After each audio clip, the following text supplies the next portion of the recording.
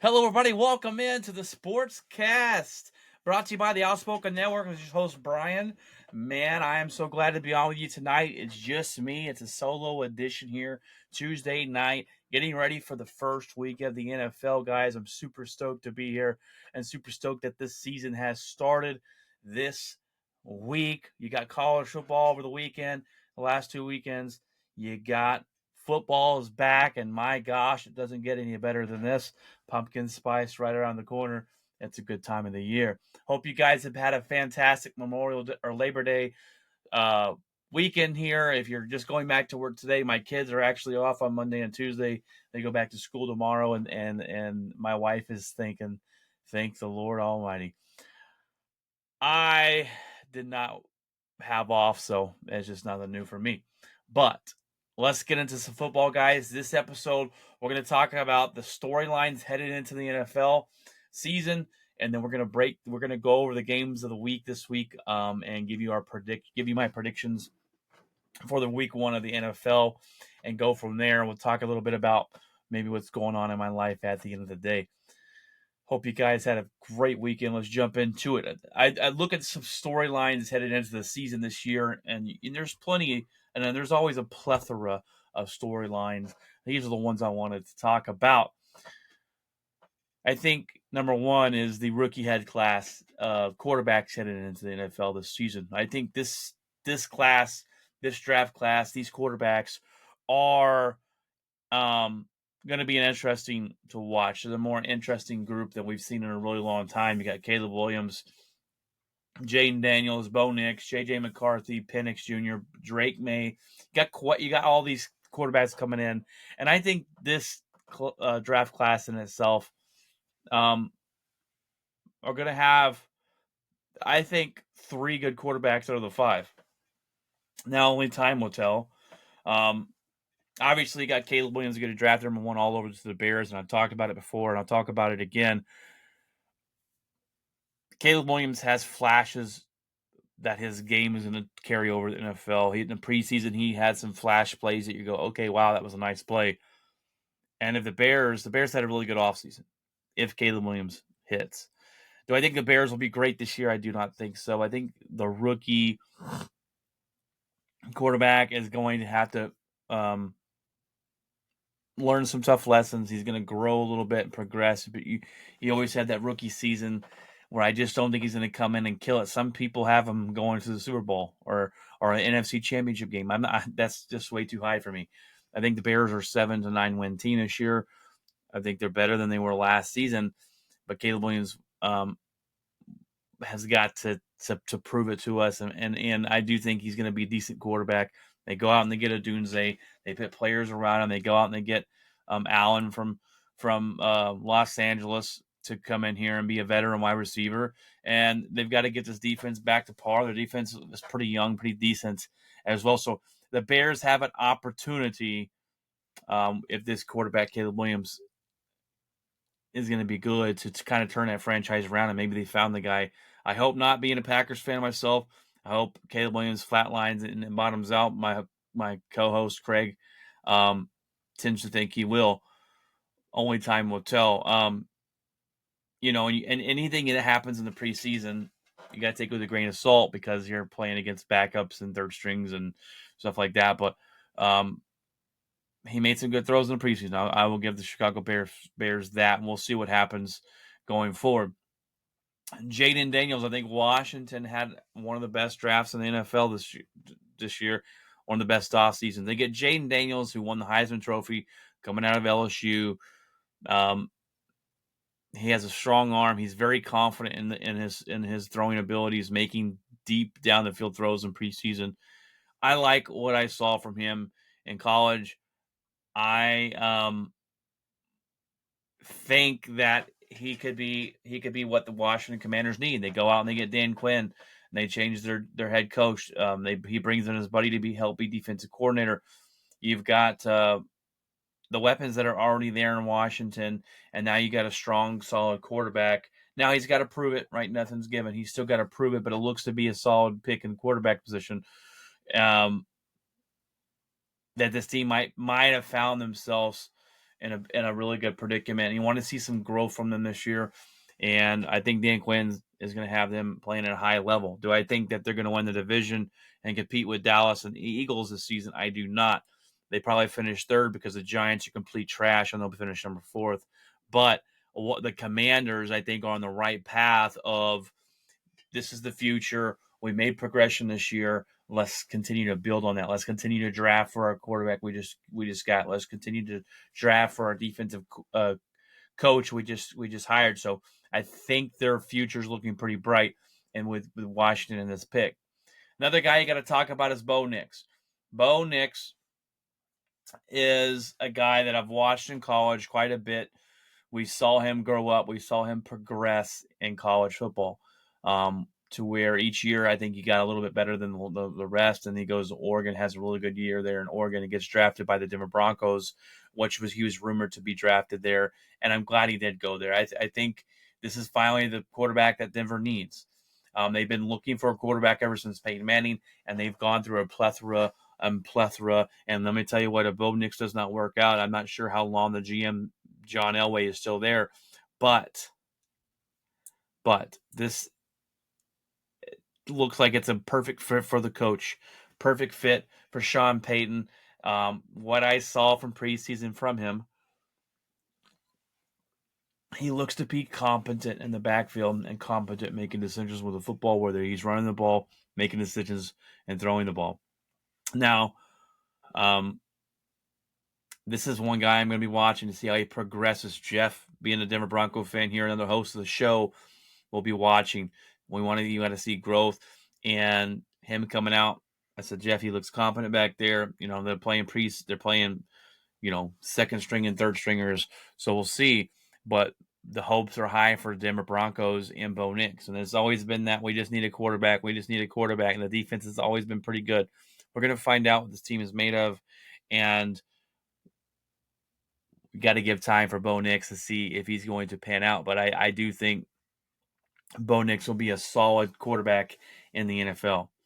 J.J. McCarthy, on the other hand, I do not think he's going to be good. I think his game doesn't transfer well over to the NFL. I don't think he has a big enough arm to make those throws, but he's going to get injured this year, and he's on a football team that I think is regressing really badly. I think that needs a rebuild, and Sam Darnold's their quarterback this season. I don't think they're going to be very good. They're probably finish third or fourth in the division of the NFC North. They might finish behind the Bears. I'm not sure. Depends on how Caleb Williams is going to do. But J.J. McCarthy, we'll have to talk about next year when we actually get to see him play. He's out the season with a meniscus. Drake May and the Patriots should be worried. Guys, the Patriot fans, the organization in itself should be worried. You got a guy that was drafted number 3 overall, and you're telling me he's not ready to start? You're telling me that he can't beat out Jacoby Brissett to be your quarterback? That's an issue. That's a problem. You draft a guy that high, top five pick as a quarterback, top 10 pick as a quarterback should be starting. Unless you have a guy, right? Atlanta Falcons go out and they bring in Kirk Cousins. Great pickup for them. And they turn around and they draft Penix Jr. and left us scratching our heads. But that's okay if that's okay. Look at the Green Bay Packers. Favre, they drafted Aaron Rodgers, set behind. It worked out. We had Aaron Rodgers. We drafted Love. He set behind Aaron Rodgers. Now Love looks to be like a good quarterback. I'm not big on the Penix Jr. going there because Penix is a little older and he has injury history, so who knows what he's going to be like in a couple years when he's starting for the Falcons. But if you have a guy already, I'm fine with drafting a quarterback and having him sit. When you draft a quarterback at number 3 overall in the NFL draft and he can't beat out Jacoby Brissett for the starting position, then you got a problem. You drafted him too high. You overreached on him. He's not the guy. Or you look at Jared Mayo and you say, hey, we're playing this guy. He's going to be our starter because we got to know what we got. We know Jacoby Brissett's not the guy. Jacoby Brissett's your journeyman quarterback who's a school bus driver who's going to keep you in the middle of the pack, maybe, probably a little less, 6, 7, 8 wins. That's it. He's gonna keep you from drafting a really high draft pick to help out your quarterback that you just drafted and spent the number 3 pick on, who's not ready to play in the NFL apparently.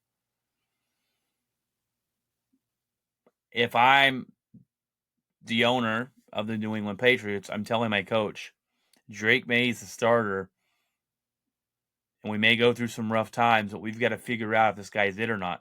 Because you're telling me you drafted him this high and he can't beat out Jacoby Brissett to play quarterback, that is not a good sign for the New England Patriots. That is not a good sign for the head coach in Mayo.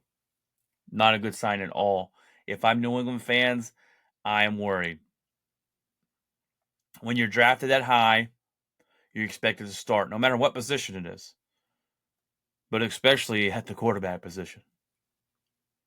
You don't draft an offensive lineman in the first round in the top 10, and then he's going to be our backup.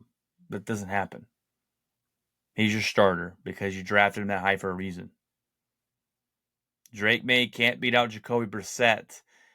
Patriots fans, it is time to worry, and I'd be concerned if I were you. Now, I think they should start Drake May and see what you got because the answer's not Jacoby Brissett. So, or we're just going to sit around one more year and hope that Drake May learns something and can beat him out next season. And you're starting that clock. Because I think if you're going to draft a quarterback that high, I think you got 3 years. 3 years to figure it out. And most quarterbacks, most people, 3 years is the limit. We know what the guy is. Whether that be fair or not, I think that's kind of my limit too, 3 years.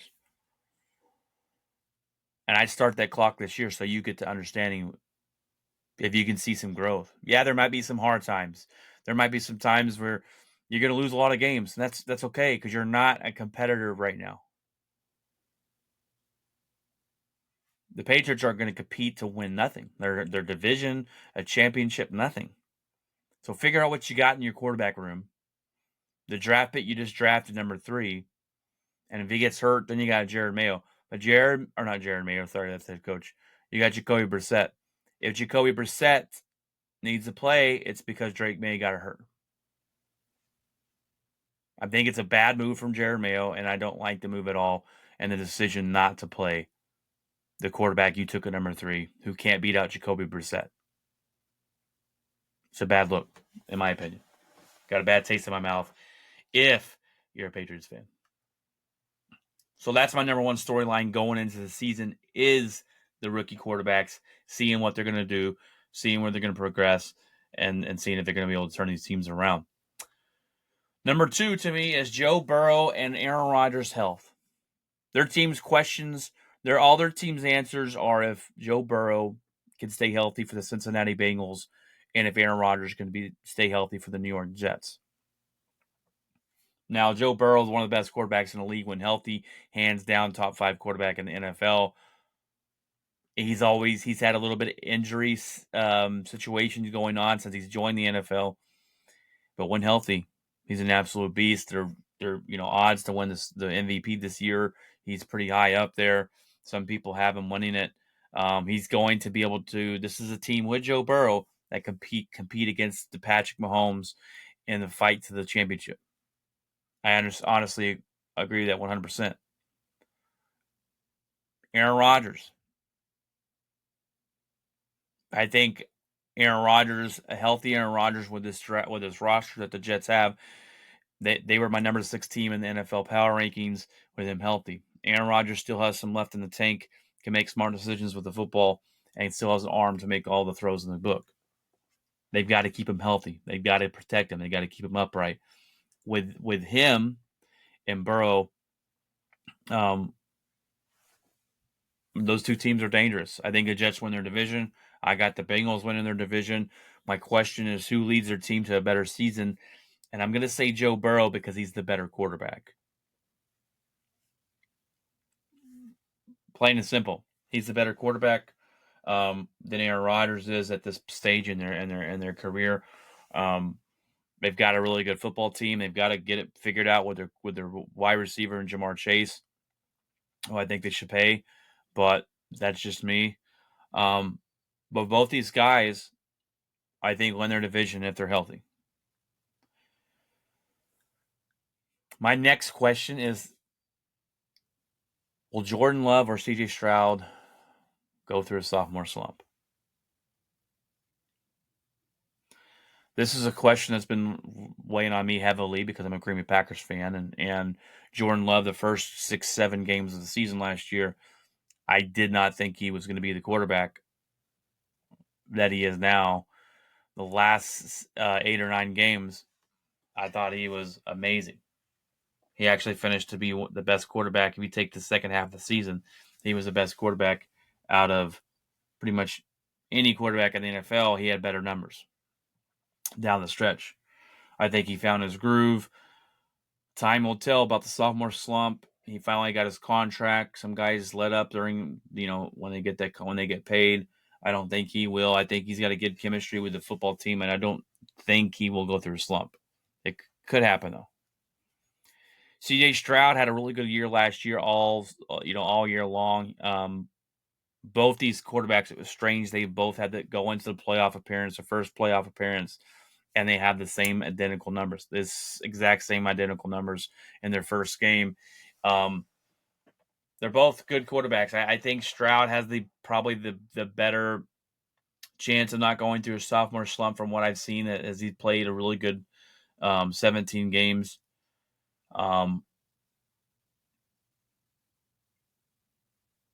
Than Love. Love played a really good second half last year, and I think it'll ease our minds if Green Bay comes out and we see Jordan Love. If Jordan Love comes out and is more consistent, we got to see that little second half guy. We got to see him through 17 games, and if you give me that guy this year, then the Packers are a scary football team. CJ Stroud, the biggest difference is CJ Stroud has a known defense. He has known weapons.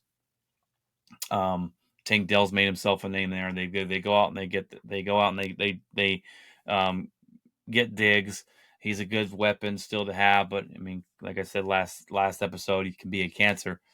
Jordan Love's doing wide receiver by committee, and that hasn't ever worked in the NFL.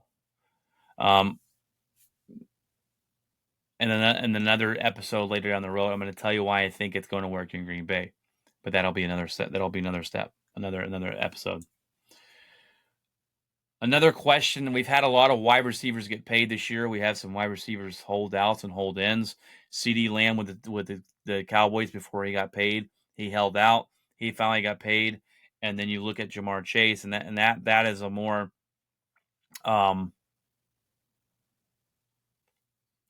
a more difficult situation, extreme situation, because the fact that we don't know if Jamar Chase is playing week 1. I don't think he will if he doesn't get paid. He's 2 years out from a paycheck. So you might not agree with him wanting to get paid. Look, he's a good wide receiver and he's outplayed his contract, but he's also been injured a lot. I would like him to play one more year and then go from there. I think the Bengals would too.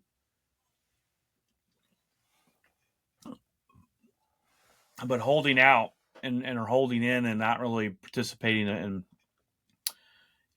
you got to worry if you're the football team. You got to worry if CeeDee Lamb blows his hamstring. If he pulls his hamstring right off the bat. that's got to be concern for the Dallas Cowboy fans. It's got to be a concern for the Bengals fans. Is Jamar Chase playing? With him, we're a way better football team. Without him, we still got some weapons, but they're a better football team with him on the field. They better, hopefully, they can meld that relationship back together, because I think he's feeling disrespected by the ownership. Now he's still got 2 years left, so that's the difference between Lamb and Chase and all the guys that got paid. Is Chase still has 2 years left. So that may make you think a little bit differently. Like, show up and play this year, and then next season, show them you need to get paid. But he better ball out this year, because if they don't pay him this year, I'm not paying a guy that just set out on me. So you need to show why you deserve the paycheck. So those are my storylines, my kind of question marks going into the season. There's a couple for you. We didn't do the question for each team like we did previous years, but that's all right. We did our NFL Power Rankings last week. If you missed the show, go check it out on YouTube. And let's get into Week 1 games, guys. Let's get into it. Week 1's games and predictions. Me and Craig were going to do this together and keep up with who wins, but he's not here right now. He had an emergency to deal with today. So Thursday Night Football kicks off the NFL season. We got the Ravens versus Chiefs. The Ravens travel to the Chiefs to play. This is a rematch of the NFC Championship game last year, which means Lamar Jackson, and this isn't the NFC Championship game, obviously. It's not a playoff game, so it means Lamar Jackson might actually show up and play better than he did. The new look Lamar Jackson, losing some weight. They go out, they get Derrick Henry in the offseason. But I got the Chiefs winning. Going Arrowhead's hard to win. The Chiefs the Chiefs are the number one team in football until someone knocks them off. You got Andy Reid at home. Last year, at home against the Lions, the Chiefs lost that opening week, but the Chiefs will open it up with a win. I think their defense will stifle the offense. I think that the offense will, and you got Worthy as a rookie wide receiver. They have a good connection already with Patrick Mahomes from his practices. They look like they got a really good connection as a deep threat, and I think the Chiefs win this one. I could see maybe the Ravens and their defense playing, winning this game. I think it's more of a 60-40 leaning towards the Chiefs right now, but give me the Chiefs over the Ravens in Thursday Night Football. Friday night, the Packers play against the Eagles, which is the Eagles' home game, but they're playing in Brazil. Maybe we still haven't heard a confirmation if they are, if they aren't. I'm guessing they are, since we haven't heard anything. There's been speculation. Give me the Packers to win this game. I think the Packers will make a staple win here. They need to come out and say, okay, we are what some people believe we are. Some people, and I want your opinions, guys. What do you think of the Packers? Do you think they're contenders or pretenders? Excuse me. Do you think they're for real or do you not? Because I think they're going to be for real this season. I think a lot of people are underlooking them, and some people aren't. Some people, I've heard some talking heads say that the Packers are going to be something to deal with. Tom Brady said they're a Super Bowl contender. So I'm interested to see what the public opinion is on the Green Bay Packers this season. But the Eagles, there's a lot of people that think the Eagles will be really good. I think if the Packers can come out here and play aggressive on defense, really get pressure on Hurts, and this offense starts off where they left off, then I think the Packers win this one. It's going to be a little weird going to Brazil. If you can't watch the game, it's only on Peacock, so you better go get Peacock if you want to watch the game. I already have that, so I got nothing to worry about. All right, Sunday games. You got the Steelers traveling to Atlanta to play the Falcons. You got Kirk Cousins' first game there against a pretty tough Steelers football team with Russell Wilson as their quarterback. That is one of their flaws. I think the Falcons win this one. I think Kirk Cousins is going to do good things there in Atlanta. They got a good defense. They had a top 10 defense last season, maybe top 5. I can't remember if they were top 5 or not, but they were in the top 10. They had a really good defense last year. They got offensive weapons. Kirk Cousins is going to make good decisions with the football. They're going to be able to use those weapons a little bit more. I think they win this game. I'm not a big believer in Russell Wilson, and spoiler alert, I do think the Steelers. I do think that Mike Tomlin has a losing season this year, and they break that streak. Unfortunately, because your two quarterbacks are not very good at all. Cardinals travel to Buffalo and take on the Bills. I wanted to give the upset alert here and give it to the Arizona Cardinals with Kyler Murray coming back with their new offensive weapon in Harrison Jr. But I didn't want to count Buffalo out because they're playing in Buffalo. I think Buffalo will win this game and get a job done. Josh Allen, I think it's a closer game than most people think. I'm not a big believer in the Cardinals, and I think Buffalo really kind of flatlines this year with the weapons they took away from Josh Allen and the weapons that they don't have. I think they're going to struggle this year, but give me the Buffalo Bills to beat the Cardinals. I got the Bears at home against the Titans. Give me the Bears. Caleb Williams. I think he's going to win this one. The Titans aren't a very good football team. The Will Levis, maybe he comes in and plays better than Caleb Williams. Maybe. I hope so because I want the Bears to lose. Did you know since 2002, the first round draft picks, since 2002, the first round draft pick QBs have been, I think it's like 0-11-1. They have not won their first game of the season. I think Caleb Williams breaks that streak. I think they get the job done against Tennessee, unfortunately. So give me the Bears. I got the Bengals beating the Patriots with or without Jamar Chase. I think the Bengals win this one. Joe Burrow comes back strong and healthy, and they win that one. Texans to beat the Colts. Now, a lot of people are high on the Colts this year. I've seen a lot of just random hot takes. The Colts will be in the playoffs. The Colts to me are not a very good football team. Texans are on the rise. We saw what they could do last year. C.J. Stroud, this defense. Give me the Texans to beat the Colts. Jacksonville going to Miami. Give me Miami over Jacksonville. Jacksonville, I think they blow it up at the end of the season, especially with their head coach. They're not going to be a very good football team. Saints at the Panthers. I'm not high on either two of these teams, but give me the Saints to win at home against the Panthers. Vikings and Giants. This was the coin flip for me. They're both going to be bad. The Giants are bad. The Vikings are going to be bad. It's at New York. I almost chose the Giants, but I could not choose the Giants. So give me the Vikings. Chargers and Raiders. Give me the Chargers. Harbaugh's first game of the with the Chargers. Give me them to win it. The Raiders I'm not high on either. And then you got Seattle and the Broncos. And I wanted to pick the Broncos here, Jeff. I wanted to do so bad because I want Bo Nix to work out for you and be good. I just think the defense of Seattle's going to be tough. I think that the Seattle team will put a lot of pressure on Bo Nix, and I give me Seattle. Something tells me that their team right there is going to be a little underlooked this season. They're going to be a little bit better than we thought. Not great, but better than we thought. And I got them spoiling Bo Nix's first career game as the Broncos. Cowboys versus Browns. I wanted to go with the upset picking the Browns to win this one at home, but I'm not a big believer in Deshaun Watson. Give me the Cowboys winning on the road against a tough defense. That one could come back to bite me in the butt. Give me the Buccaneers over the Commanders. I wanted to go Jaden Daniels here. Give me the rookie quarterback winning.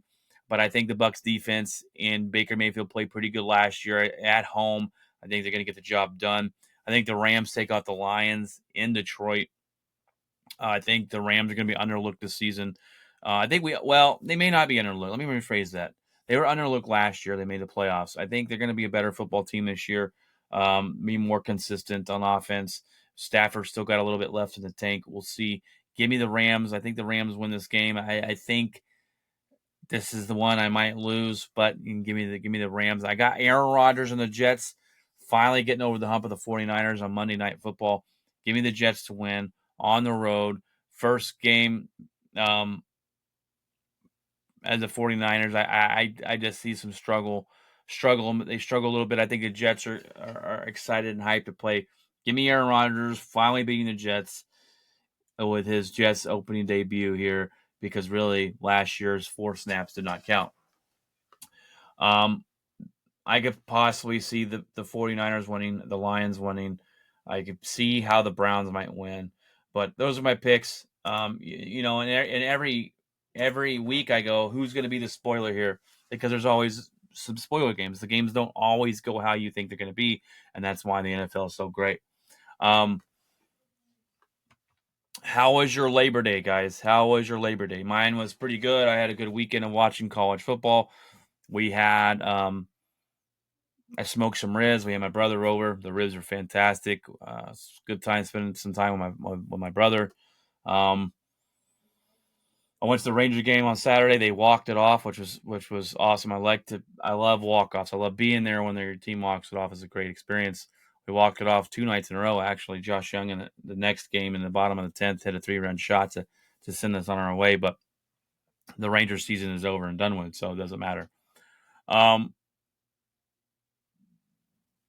LSU USC game was a good game. I thought LSU was going to win this one. Nussmeier played really good. I thought they were going to get the win, but USC pulled it out and upset them. So good job, USC. We got some good football this weekend here too. Michigan and Texas.